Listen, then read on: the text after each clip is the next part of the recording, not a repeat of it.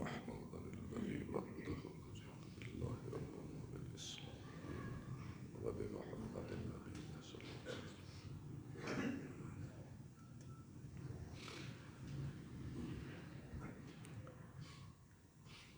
الحمد لله نحمده ونستعينه ونستغفره ونؤمن به ونتوكل عليه ونعوذ بالله من شرور أنفسنا ومن سيئات أعمالنا من يهده الله فلا مضل له ومن يضلله فلا هادي له وأشهد أن لا إله إلا الله وأشهد أن محمدًا عبده ورسوله. اللهم صل على محمد وعلى آل محمد كما صليت على إبراهيم وعلى آل إبراهيم إنك حميد مجيد. اللهم بارك على محمد وعلى آل محمد كما باركت على إبراهيم وعلى آل إبراهيم إنك حميد مجيد. أما بعد فإن خير الحديث كتاب الله وخير الهدي هدي محمد صلى الله تعالى عليه وآله وسلم وشر الأمور محدثاتها وكل محدثة بدعة وكل بدعة ضلالة وكل ضلالة في النار. وَإِذْ يَمْكُرُ بِكَ الَّذِينَ كَفَرُوا لِيُثْبِتُوكَ أَوْ يُخْرِجُوكَ أَوْ يَقْتُلُوكَ وَيَمْكُرُونَ وَيَمْكُرُ اللَّهُ وَاللَّهُ خَيْرُ الْمَاكِرِينَ. سبحان ربك رب العزة عما يصفون وسلام على المرسلين والحمد لله رب العالمين.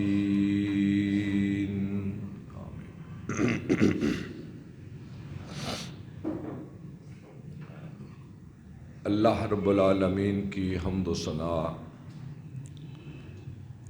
اور نبی پاک صلی اللہ تعالی علیہ وآلہ وسلم کی مبارک ذات پر درود و سلام کے بعد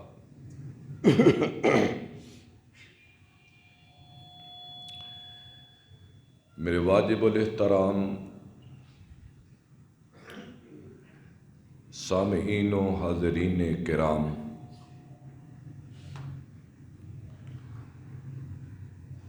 دو تین خطبات جمعہ سے میں ایک ترتیب کے ساتھ آپ حضرات کی خدمت میں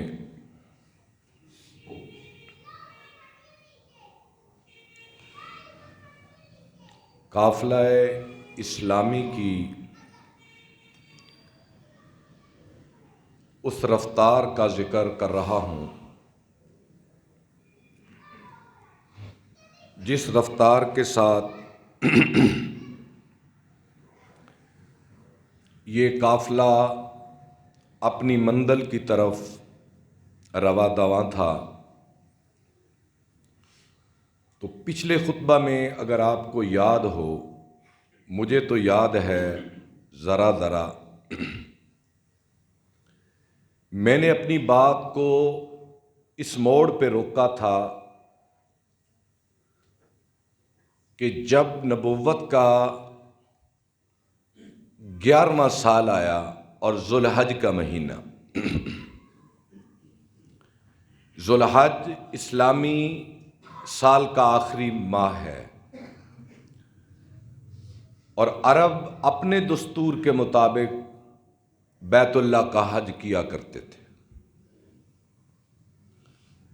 آپ صلی اللہ علیہ وسلم نے ان دنوں کو غنیمت سمجھتے ہوئے رات کو بھی اور دن کو بھی وہ مقامات جہاں مناسک حج ادا ہوتے ہیں آپ وہاں چکر لگانے لگے دعوت دین کے سلسلے میں۔ رات کے اندھیرے میں آپ منا کی ایک گھاٹی سے گزرے تو کیا دیکھا کہ 6 آدمی ایک دائرہ بنا کر باتیں کر رہے ہیں۔ آپ ان کے پاس گئے، آپ نے دین کی بات کی، اپنی نبوت کا اظہار کیا۔ تو آپ نے ان سے پوچھا تم کہاں سے ہو؟ کہنے لگے کہ ہم یثرب سے ہیں۔ کس قبیلے سے تعلق ہے؟ کہا خزرج کے قبیلے سے۔ تو یہ لوگ 6 کے 6 اسی موقع پر مسلمان ہو گئے، اور آپ نے فرمایا اب تم یثرب جا رہے ہو، وہاں جا کر میری بات کرنا۔ 1 سال پوری بات کرتے رہے، تو نبوت کے 12ویں سال میں پھر اسی ماہ میں یہ لوگ حج کرنے آئے، تو یہ 6 کی بجائے 12 ہو چکے تھے۔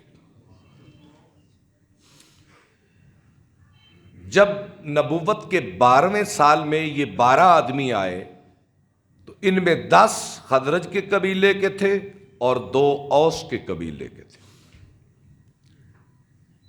ان سے حضور صلی اللہ علیہ وسلم نے پھر بات کی اور ان سے ایک بیعت لی۔ یہ پہلی بیعت ہے، اور بیعت کی 4 چیزیں سب سے اہم تھیں۔ آپ ذرا غور فرمانا، یہ 12 مسلمان یثرب کے جا رہے ہیں واپس۔ آپ نے فرمایا میرے ہاتھ پر بیعت کرو۔ پہلی بات کہ تم اللہ کے ساتھ کسی کو شریک نہیں ٹھہراؤ گے، ایک بات، اور دوسری بات چوری نہیں کرو گے، کیونکہ جو شخص ایک اللہ کو مانتا ہے کہ وہ ایک اللہ ہے، وہ میرے ہر عمل کو دیکھ رہا ہے، وہ چور نہیں ہوتا، چوری نہیں کرنی۔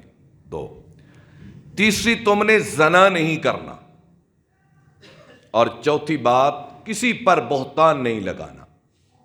آپ اندازہ کریں عرب کی جہالت کے زمانے میں یہ 4 باتیں کتنے نور کی باتیں تھیں، اور اسی لیے اللہ اپنے نبی کو بھی نور کہتا ہے، اپنی کتاب کو بھی نور کہتا ہے، اور اپنے دین کو بھی نور کہتا ہے۔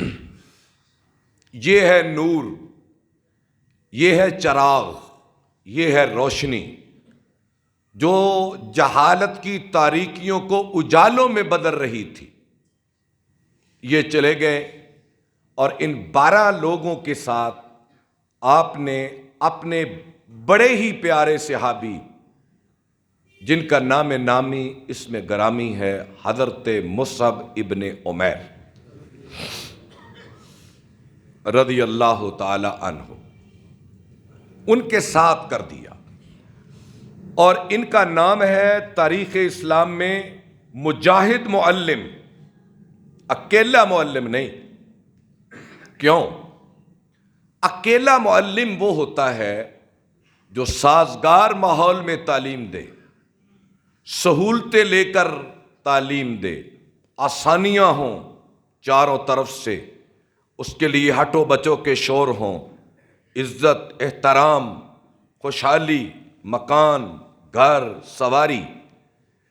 لیکن مجاہد معلم وہ ہوتا ہے جو مشکلات میں تعلیم کو لوگوں تک پہنچائے، غربت میں، افلاس میں، مخالفت میں، اور مخالفتوں کے طوفانوں اور اندھیریوں میں جو بات کرے وہ مجاہد معلم ہوتا ہے۔ گئے حضرت مصعب ابن عمیر ان کا ذکر اپنے موقع پر کبھی آئے گا تو میں ان کا تفصیلی تعارف آپ کو انشاءاللہ کرواؤں گا۔ انہوں نے 1 سال محنت کی، مصعب ابن عمیر نے جا کر مدینے میں، تو اگلے سال نبوت کے 13ویں سال میں حج کے موقع پر اب 12 کی بجائے 75 مسلمان آئے، جن میں 2 عورتیں تھیں اور 73 مسلمان مرد تھے، اور یثرب کے ہر قبیلے میں، ہر گھرانے میں اسلام کا نور پھیل چکا تھا۔ یہ 75 نمائندے تھے، قبائل کے، گھرانوں کے، یثرب کے علاقے کے، اور مصعب ابن عمیر بھی ان کے ساتھ آئے۔ اب ان 75 مسلمانوں نے یثرب سے چلتے ہوئے یہ طے کیا تھا کہ ہم کب تک حضور کو مکے کی وادیوں میں سرگرداں پھرتا چھوڑیں گے، چلیں جا کر انہیں دعوت دیں کہ اگر مکے کی زمین آپ اور آپ کے اصحاب پر تنگ ہے تو آپ ہمارے مہمان ٹھہریں، ہمارے پاس پہنچیں، ہمارے گھر آپ کے لیے، ہمارے بچے آپ کے لیے، ہمارے باغ آپ کے لیے، ہمارا لہو آپ کے لیے، ہمارا جینا آپ کے لیے، ہمارا مرنا آپ کے لیے ہوگا۔ انہوں نے یہ دعوت دی۔ اب چونکہ یہ اللہ کی تدبیر چل رہی تھی نا، پیچھے تو اللہ کی تدبیر ہے، اب اللہ کی تدبیر چل رہی تھی کہ 13 برس میرے نبی نے بڑے مشقت کے گزارے، اب رب اجعل لی من لدنک سلطانا نصیرا حضور دعا کرتے تھے، اور اس زمانے میں اللہ نے اپنے حبیب کو دعا سکھائی تھی۔ کیا؟ ان آخری دنوں میں، مکے کے آخری دنوں میں، اے میرے حبیب یہ کہا کرو، وَقُلْ رَبِّ أَدْخِلْنِي مُدْخَلَ صِدْقٍ وَأَخْرِجْنِي مُخْرَجَ صِدْقٍ وَاجْعَل لِّي مِن لَّدُنْكَ سُلْطَانًا نَصِيرًا۔ اے اللہ مجھے جہاں بھی لے جا سچائی کے ساتھ لے جانا، جہاں سے مجھے نکالے سچائی کے ساتھ نکالنا، اے اللہ اپنی جناب سے کوئی مجھے مددگار عطا کر دے۔ یہ ہجرت سے پہلے اللہ نے اپنے حبیب کو دعا سکھائی تھی، سورہ بنی اسرائیل 15ویں پارے میں یہ نقل ہے۔ اب یہ تدبیر اللہ کی تھی، دعا اللہ نے اپنے حبیب کو سکھائی۔ اب وقت آ گیا مکے کو چھوڑنے کا۔ یہ یثرب کے مسلمانوں نے آپ سے آ کر یہ بات کہہ دی، اور آپ کے ساتھ آپ کے چچا عباس ابن عبد المطلب تھے۔ اس ملاقات میں جب 75 مسلمانوں کے ساتھ ہجرت کی بات طے ہو رہی تھی تو آپ کے ساتھ آپ کے چچا عباس تھے، اگرچہ وہ اس وقت تک کلمہ نہ پڑھ سکے تھے، لیکن ان کے اندر حمیت تو تھی رشتے کی۔ وہ اٹھ کر کھڑے ہوئے کہنے لگے، اے یثرب کے لوگوں، تم آسان سمجھتے ہو کہ اس نبی کو اپنے پاس لے جاؤ گے؟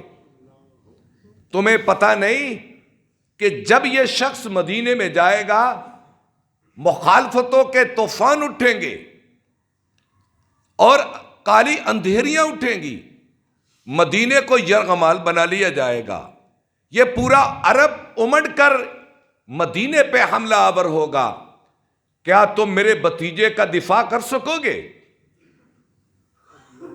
حضرت اسد ابن زرارہ کھڑے ہوئے اور کعب ابن مالک کھڑے ہوئے۔ یہ وہی کعب ہے جنگ تبوک میں جن کا محاسبہ ہوا، یہ اس موقع پر بھی موجود ہیں۔ انہوں نے کہا، اے عباس چچا رسول، ہم تلوار کے بیٹے ہیں، مرنا جینا ہمارا اوڑھنا بچھونا ہے، ہم اپنے نبی کے لیے اپنے بچوں کو ذبح کروا دیں گے، اپنا خون بہا دیں گے، اثار کی لازوال داستانیں رقم کر دیں گے، دنیا اور زمانہ یاد رکھے گا کہ ہم نے محمد عربی سے کیسی وفا کر دی ہے۔ یہ الفاظ کہنے تھے کہ آقا انعامدار کا چہرہ چمک اٹھا۔ طے ہو گیا، یہ لوگ چلے گئے۔ یہ خبر رؤسائے قریش کو پہنچی کہ رسول عربی اپنا وطن بدل رہے ہیں، اور آپ نے اعلان کر دیا، چلو بھئی میرے اصحاب اب مدینے کا رخ کرو۔ یہ ابو سلمہ میں نے واقعہ بیان کیا تھا، یہ ام سلمہ، یہ پہلی ہجرت کرنے والے مرد عورت ہیں۔ صہیب رومی، عمر بن خطاب، خباب، خبیب، بلال، یہ غلاموں کی جماعت، یہ لونڈیوں کی جماعت، یہ کمزور لوگ، یہ بے بس، مکے کی وادیوں میں مجبور پھرنے والے، سب نے سوئے مدینہ کا رخ کر لیا، یہ چلے گئے، حضور باقی۔ اور یہ ہوتا ہے رہنما،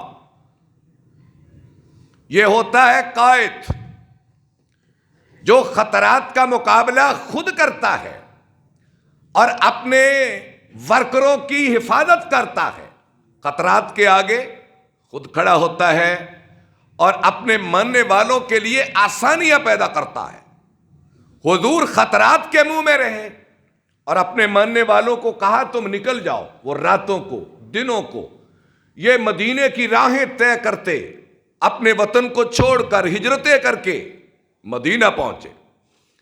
ادھر مکے والوں کو خبر ہوئی، اور یہ ذو الحج کا مہینہ تھا جب یہ طے ہوا۔ آگے نبوت کا 14واں سال شروع ہوا اور محرم کا مہینہ یہ گزرا، صحابہ ہجرتیں کر رہے ہیں، سفر کا مہینہ 26 سفر، نبوت کا 14واں سال۔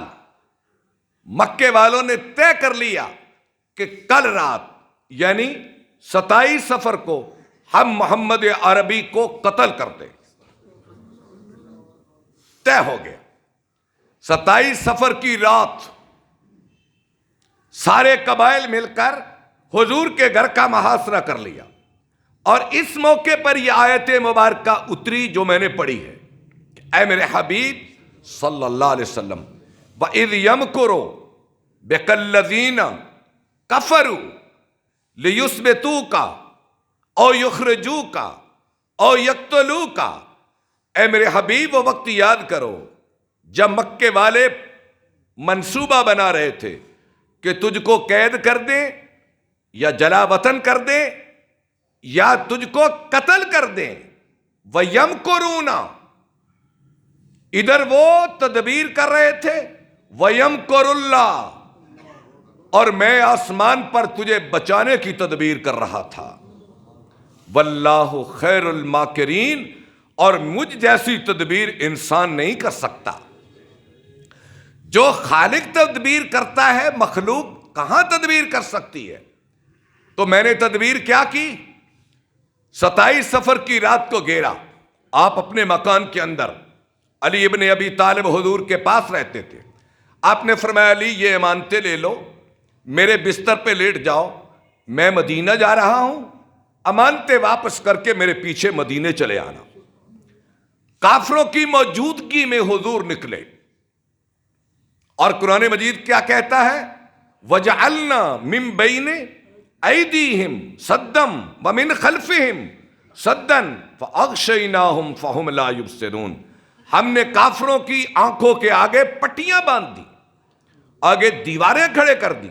وَمَا رَمَيْتَ إِذْ رَمَيْتَ وَلَكِنَّ اللَّهَ رَمَى، حضور ان کے سامنے سے نکلے، ان کی آنکھوں پہ پٹیاں کر دی گئیں، یہ اللہ کی تدبیر تھی۔ حضور نکلے سیدھے ابو بکر کے گھر میں، پہلے سے طے ہو چکا تھا، دوپہر میں طے ہو چکا تھا، علی بستر پہ، ابو بکر ہم سفر، آپ نکلے مکہ، یہ مکہ سمت سمجھا رہا ہوں بات آگے چلانے کے لیے، اور مدینہ اس کے شمال میں ہے، مدینہ مکے کے شمال میں ہے۔ کفار نے اعلان کر دیا جو محمد عربی یا اس کے ساتھی کو زندہ یا قتل کر کے لائے، 100 اونٹ اس کا انعام، بڑا انعام تھا۔ لوگ دوڑے مدینے کی طرف، اس طرح پر جو کاروانی راستہ تھا ادھر کو دوڑے، اور حضور نبی پاک صلی اللہ علیہ وسلم جناب ابو بکر کو لے کر مکے کے جنوب میں چلے گئے، اور یہ غار حرا مکے کے جنوب میں ہے، یہ جنوب یہ شمال، کافر ادھر کو، اور حضور غار حرا میں جا پہنچے جناب ابو بکر صدیق کو لے کر۔ یہ جمعہ، ہفتہ اور اتوار 3 دن آپ غار میں رہے، یہ لمبا واقعہ ہے غار کا، اس کو پھر موقع پر بیان کریں گے۔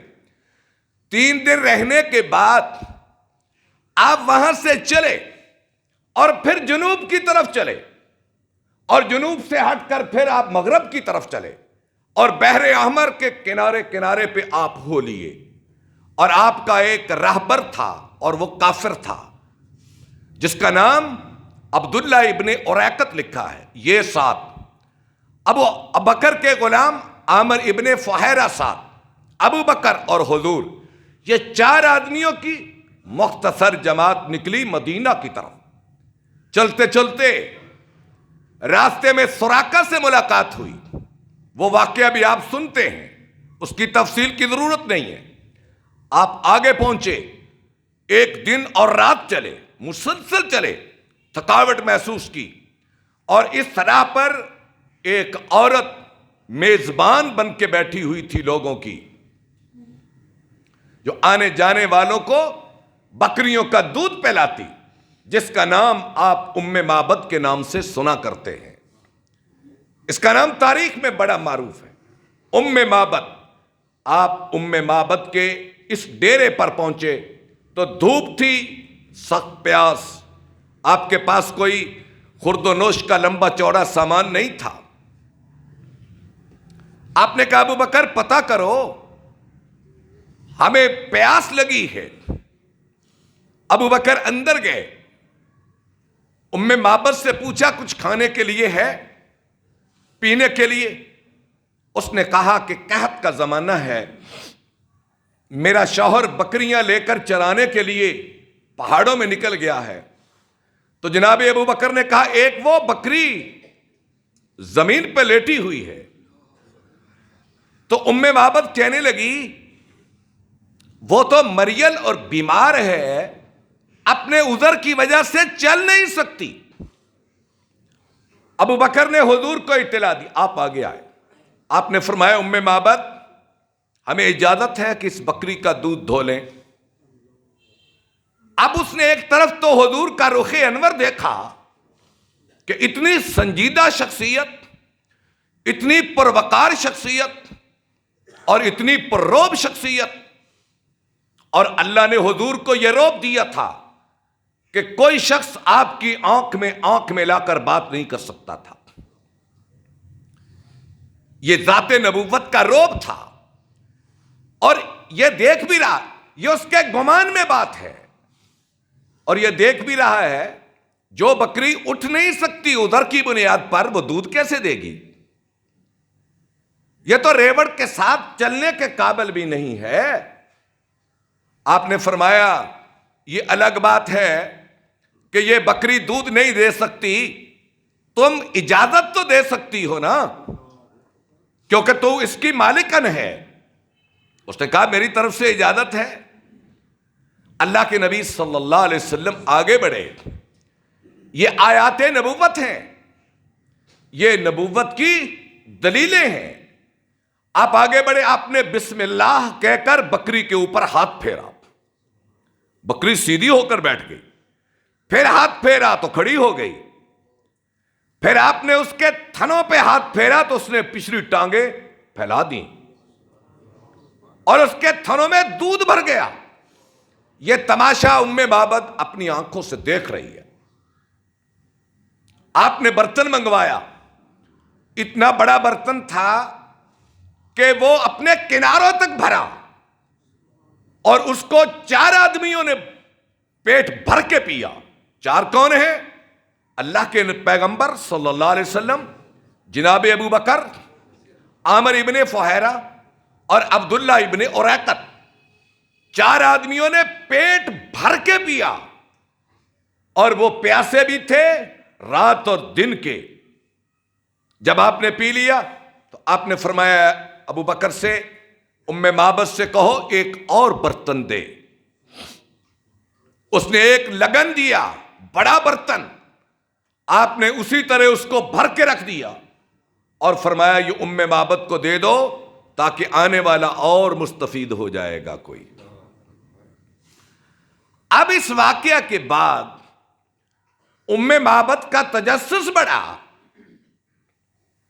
کہ میری وہ بکری جو کئی دنوں سے کھاتی پیتی نہیں تھی، اٹھنے کے قابل نہیں تھی، اٹھی بھی اور اتنا دودھ دیا کہ تندرست بکریاں دودھ نہیں دے سکتی. یہ ماجرا کچھ اور ہے, یہ بات کچھ اور ہے.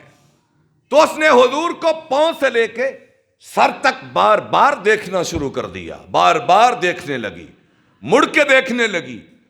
حضور چلے تو پیچھے سے دیکھنے لگی, مڑ مڑ کے دیکھتی ہے. دیکھ کر بیٹھ گئی, اتنے میں اس کا شوہر آ ٹپکا بکریاں لے کر. اس نے دیکھا کہ دودھ کا ایک برتن بھرا پڑا ہے.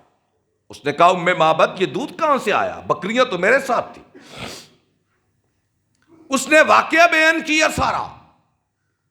اس نے کہا کہ یہ جو شخص ہے اس کا حلیہ تو مجھے بتا, اس کی تصویر کشی کر کر تو مجھے بتا. تو نبی پاک صلی اللہ علیہ وسلم کا جن لوگوں نے حلیہ بیان کیا ہے نا, حلیہ, ان میں ام معبد ہے, ان میں جابر ہیں, ان میں علی ابن ابی طالب ہیں, ان میں ابو حالہ ہیں. یہ 4 لوگ ہیں جنہوں نے حضور کا حلیہ بیان کیا ہے جو آج ہم تک پہنچا ہے. اب ام معبد حضور کا حلیہ بیان کرتی ہے. میں 2-4 منٹ میں وہ بیان کرتا ہوں. ام معبد اپنے شوہر سے کہتی ہے تجھے کیا بتاؤں کہ اس کا چہرہ ایسے تھا جیسے دن کا خورشید اس کے چہرے پہ چل رہا تھا. خورشید سورج کو کہتے ہیں. یوں نظر آتا تھا کہ اس کی گالوں میں, رخساروں میں انار کا دانہ نچوڑ دیا گیا تھا. ایسا حسین کہ اس کا قد اتنا لمبا نہ تھا کہ برا لگے, اتنا چھوٹا نہ تھا کہ عیبدار لگے. اس کی چال میں وقار تھا. اس کے چہرے سے جود و سخا نظر آتی تھی. زبان میں اتنی شیرینی کہ میں تجھے کیسے بیان کروں. چال میں ایسا کہ حیا ٹپکتی تھی, اور باوقار ایسا جب چلتا تو اس کے قدموں سے خوشبو آتی تھی.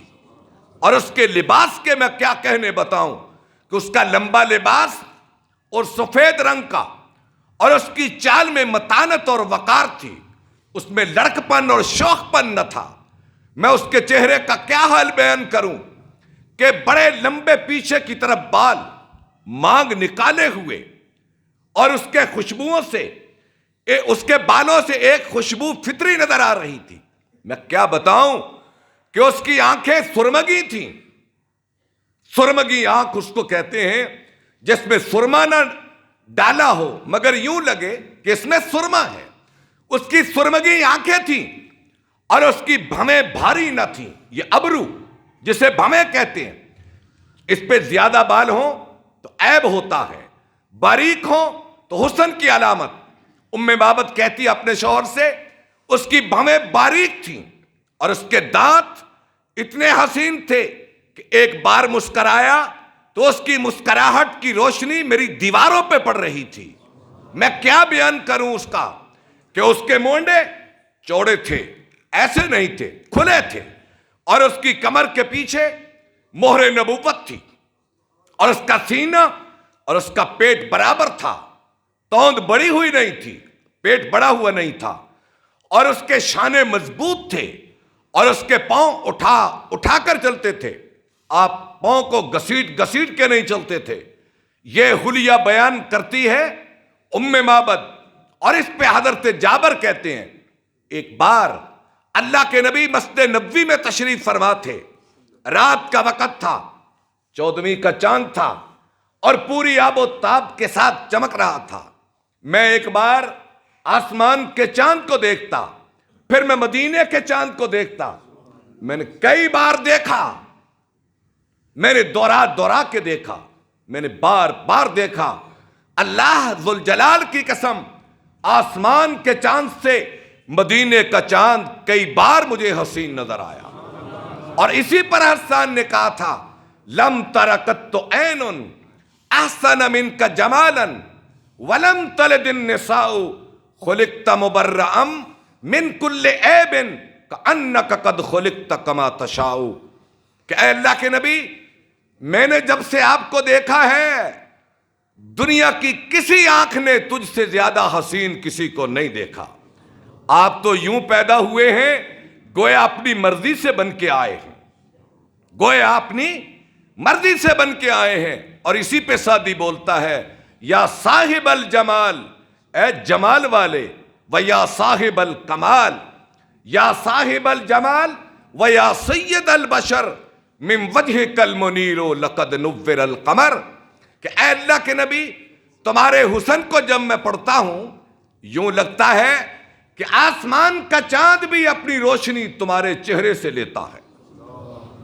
حضرت عائشہ ایک روز کہتی ہیں اے لوگو سن لو ذرا کہ یوسف والیوں نے، وہ مصر کی عورتیں یوسف والیوں نے یوسف کو دیکھا تو اپنے ہاتھ کاٹے تھے. یوسف والیوں نے یوسف کے حسن کو دیکھا تو اپنے ہاتھ کاٹے تھے. اگر وہ مدینے کے یوسف کو دیکھ لیتی تو اپنے کلیجے کاٹ دیتی، اپنے دل چیر لیتی، اپنے سینے چیر لیتی. میرے آقا کے حسن کو دیکھ کر اللہ نے آپ کو اتنا حسین بنایا تھا، اتنا جمیل بنایا تھا، اتنا باوقار بنایا تھا، اتنا پررو بنایا تھا کہ اسی لیے اللہ کی ذات کہتی ہے والضحیٰ. یہ اللہ کی تعریف ہے حضور کے حسن کی. سعدی اپنی جگہ پہ بولا، اقبال بولا وہ حسن یوسف دم عیسیٰ ید بیضہ داری، آنچ خوباں ہما دارن تو تنہا داری. یہ اقبال بولا، سعدی بولا، حسان بولا. اب اس کے اوپر ان سب کا خدا بولتا ہے حسن محمد پر. اللہ کی ذات کہتی ہے والضحیٰ، اے میرے حبیب جس کا چہرہ ضحیٰ کہتے ہیں جب 9 بجتے ہیں، دن کے 9 بجے، 8 بجے، گرمیوں میں 7 بجے کر لو، سردیوں میں 10 بجے کر لو، جب سورج چمک کے باہر آتا ہے اور اس کی روشنی ابھی ستاتی نہیں. دن کے 12 بجے سورج کی روشنی بھی ستاتی ہے اور ضحیٰ کے وقت سورج کی روشنی ستاتی نہیں. والضحیٰ، اے میرے حبیب تیرا چہرہ اتنا خوبصورت ہے کہ گویا یہ ضحیٰ کے وقت کا سورج ہے. واللیل اذا سجا ما ودعک ربک وما قلا وللآخرۃ خیر لک من الاولی الم نشرح لک صدرک ووضعنا عنک وزرک الذی انقض ظہرک. اللہ کی کتاب بھری پڑی ہے، بھری پڑی ہے، بھری پڑی ہے حسن محمد کے ذکر سے. تو بار کہ میں عرض کر رہا تھا ام معبد نے یہاں حضور کا حلیہ بیان کیا، آپ کا حسن بیان کیا. وقت کافی ہو چکا ہے، آگے انشاءاللہ یہاں سے اپنی بات کا آغاز کروں گا. وآخر دعوانا